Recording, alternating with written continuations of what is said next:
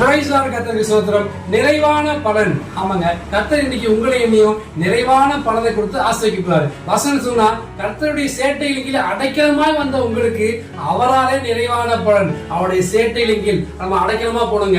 அவர் தான் நம்ம அடைக்கலப்பட்டணும். ஆபத்து காலத்தை நோய் கூப்பிடு, நான் விடுப்பேன்னு சொல்லிருக்காரு இல்லையா?